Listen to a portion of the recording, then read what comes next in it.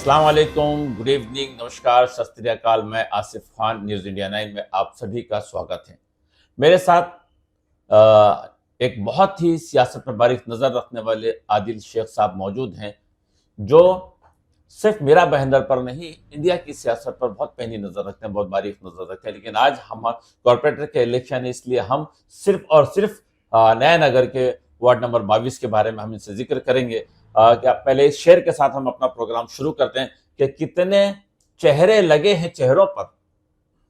बिल्कुल सही समझ रहे हैं आप, कितने चेहरे लगे हैं चेहरों पर, क्या हकीकत है और सियासत क्या। तो सबसे पहले न्यूज़ इंडिया 9 में आपका बहुत बहुत स्वागत है। तो इस सियासत के बारे में क्या हकीकत है और सियासत क्या, यहीं से हम शुरू करते हैं। बहुत बहुत शुक्रिया आसिफ भाई, आपने आज मुझे इसका मौका दिया कि मैं अपने ख्यालात रख सकूं। एज अ पॉलिटिकल एनालिस्ट मैं इस बात से शुरू करूंगा कि हर नेता ये कह रहा है कि मैंने ये किया, मैंने वो किया, मैं ये करूंगा, मैं वो करूंगा। तो गालिब का एक शेर है कि हर एक बात पे कहता है तू कि तू क्या है, हर एक बात पे कहते हो तुम कि तू क्या है, तुम ही कहो कि ये अंदाज़े गुफ्तगू क्या है।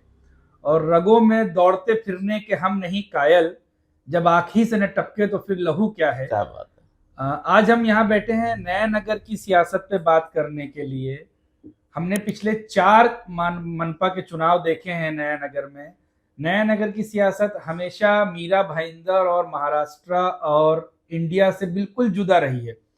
नया नगर में कभी किसी पार्टी ने साबिका पार्टी को टक्कर नहीं दी है। जो मौजूदा पार्टी है उसको किसी पार्टी ने खुली टक्कर नहीं दी है। यहाँ का मामला हमेशा एक तरफा रहा है। यहाँ हमने ये नहीं देखा है कि बीजेपी या कांग्रेस में कभी कांटे की टक्कर रही हो, बल्कि यहाँ तो मिजाज ये है कि कांग्रेस को 90% और बीजेपी को 4% वोट मिल रहा है। मैं यहाँ पर आपसे माफी चाहता हूँ, कट करूँगा, चूंकि ये जो नया नगर में एक तरफा जैसे कांग्रेस का किला माना जाता रहा है और उसकी तूती बोली है हमेशा से, लेकिन इस बार माहौल दूसरा है। पिछले इलेक्शन के सीटों के जो रिजल्ट थे उनके अनुमान को जहन में रखते हुए आपका अपना ओपिनियन, क्योंकि आज नया नगर में एक्टिव है वंचित बहुजन अघाड़ी भी, आज नया नगर में अभी हाल ही में सडनली एक्टिव हुई है एमआईएम, और राष्ट्रवादी की जो आपस में युति बनी है बीजेपी और इनकी मिलकर के जो युति की बात हुई है या बनी है, तो उस पर आप एक एक करके बताइए तफसीली बातें। देखिए, जैसे हमको आज पता चला है कि भाजपा और शिवसेना की युति हो गई है। शिवसेना, एनसीपी, अजित पवार की, इन तीनों पार्टियों की महायुति ही मनपा में चुनाव लड़ेगी। तो अगर हम पिछले रिजल्ट 2012 या 17 का देखें तो नया नगर में लगभग 85 से 90% वोट कांग्रेस को मिला था। लेकिन वो कांग्रेस का वोट अकेले का नहीं था, वो एनसीपी का गठबंधन था। हम अगर 17 का रिजल्ट देखेंगे तो शिवसेना और बीजेपी अलग अलग लड़ी थी और कांग्रेस और एनसीपी मिलकर लड़ी थी। तो यकीनन अगर युति एक तरफ लड़ती है और कांग्रेस दूसरी तरफ, तो कहीं ना कहीं इसका नुकसान कांग्रेस को होगा। ये सुनने में आया कि मजलिस इत्तेहादुल मुस्लिमीन असदुद्दीन ओवैसी की पार्टी भी चुनाव में उतर रही है 22 नंबर से। तो यकीनन इसका भी खामियाजा कांग्रेस को ही भुगतना पड़ेगा, क्योंकि इन्हीं के वोट बैंक में सेंध लगेगी। भाजपा को तो इतने वोट मिले ही नहीं है कि उसमें से घट सके। भाजपा का वोट नया नगर से बढ़ सकता है, घट नहीं सकता है। जैसे पिछली बार भाजपा को 5% वोट मिला था, 350 के करीब, शिवसेना को 350, तो 700 तो उनके हैं। तो 700 का 1000, 1500, 2000 हो सकता है, लेकिन 700 का 600 नहीं हो सकता है।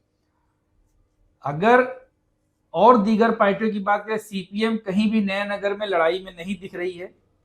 लेकिन ठीक है, मैंने कहा ना कि हर एक बात पे कहते हो तुम कि तू क्या है। तो लोकतंत्र है तो सबको लड़ने का हक है। वंचित को कहां देख रहे हैं आप? वंचित बहुजन अघाड़ी पिछले कुछ महीनों से मुद्दों में जरूर है, सियासत में जरूर दिख रही है, चर्चा में आ रही है, लेकिन नया नगर की लड़ाई में सीधे टक्कर में नहीं दिख रही। अगर सीधे टक्कर में कोई नया नगर में दिख रहा है तो वो नया नगर की लड़ाई कांग्रेस बनाम मजलिस बनाम भाजपा होगी। इसके अलावा कोई पार्टी डायरेक्ट टक्कर में नहीं दिख रही है। अब कांग्रेस की यहाँ तूती बोलती है या नहीं बोलती है, ये पिछले चुनाव में हमने देखा है और आइंदा चुनाव में भी हम देख लेंगे 15 तारीख को। पिछले चुनाव का कैलकुलेशन जो रिजल्ट रहा है, किसको कितने वोट मिले थे, अगर उस कैलकुलेशन पर हम गौर करते हैं, जैसा कि आपके पास डेटा है, तो तो हम आज के ओपिनियन को, हमें अपना ओपिनियन देने में ज्यादा आसानी होगी। जैसे हम लोग अगर नया नगर के, खास नया नगर की बात करें, उसके अगल बगल के वार्ड 9 नंबर और 19 नंबर को देखें तो यहाँ पर भाजपा ने टक्कर दी है, शिवसेना ने, भाजपा ने कांग्रेस को टक्कर दी है। कहीं भाजपा को 24% वोट मिला है, कहीं 35% वोट मिला है, कांग्रेस को वहीं पर कहीं 38 मिला है, कहीं 42 मिला है। तो भाजपा और कांग्रेस में जीत का अंतर बहुत छोटा सा है, 200 वोट, 300 वोट, 1000 वोट। लेकिन नया नगर में ऐसा नहीं, नया नगर में जीतने वाले को 7,500, हारने वाले को 350 वोट मिलता है, जमानत जब्त हो रही है, ये आलम हो गया। अभी आपको क्या लगता है कि जो जितनी सीटें हैं, इनमें से कितनी सीटें किसके पास आ सकती हैं? देखिए, इस वक्त प्रदेश की सियासत को देखते हुए, क्योंकि हवा जिस तरफ चलती है पत्ते उसी तरफ उड़ते हैं, चाहे वो सूखे हो चाहे गीले हो, पत्ते उड़ते हवा के सिमत ही, मुखालिफ सिमत नहीं उड़ते हैं। तो महायुति की सरकार है, और अगर महायुति मीरा भाईंदर में मनपा में चुनाव लड़ती है तो मुझे लग रहा है कि ये लड़ाई एक तरफा है।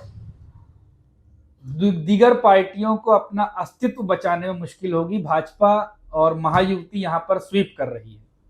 तो कांग्रेस को नुकसान होगा? कितनी सीटों का नुकसान? बिल्कुल, मुझे ऐसा लग रहा है, मेरा अनुमान ये कि कांग्रेस को 4 से 8 सीटों का नुकसान होगा। ये आदिल साहब का अपना ओपिनियन है, क्योंकि सियासत में बहुत ही बारीक नज़र रखते हैं ये।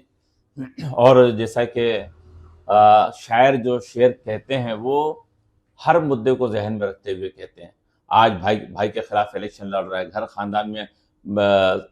ये तो सियासत पर किसी शायर ने बड़े अच्छे अंदाज में कहा है कि ये कैसी सियासत है मेरे मुल्क पर हावी, ये कैसी सियासत है मेरे मुल्क पर हावी, इंसान को इंसान से जुदा देख रहा है। तो हम ये देखते हैं कि आपस की सारी मोहब्बतें खत्म हो जाती है, सारे रिश्ते खत्म हो जाते, दोस्ती यारी खत्म हो जाती है सियासत की वजह से। आदिल साहब, आपका बहुत बहुत शुक्रिया, न्यूज़ इंडिया 9 में आपने वक्त दिया, और हम फिर मुलाकात करेंगे इलेक्शन से पहले भी और रिजल्ट के बाद भी आपके ओपिनियन को देखेंगे। और हाँ, आपसे हमारी ये गुजारिश है कि नीचे हमारा नंबर दिया हुआ है, हम चाहते हैं कि आप हमें खिदमत का मौका दें, और आपकी जो न्यूज़ की रिपोर्टिंग है उसको लेते हुए, और इस चैनल को सब्सक्राइब करें, लाइक करें, और वो घंटी है ना, वो ज़रूर बटन दबा दें। तो हमारा नंबर देख लीजिए, 9167775288। तो ये उम्मीद है कि आप हमें खिदमत का मौका देंगे। आज का प्रोग्राम हम यहीं समाप्त करते हैं। कैमरामैन कलीम बेग के साथ आसिफ खान को इजाज़त दीजिए। जय हिंद।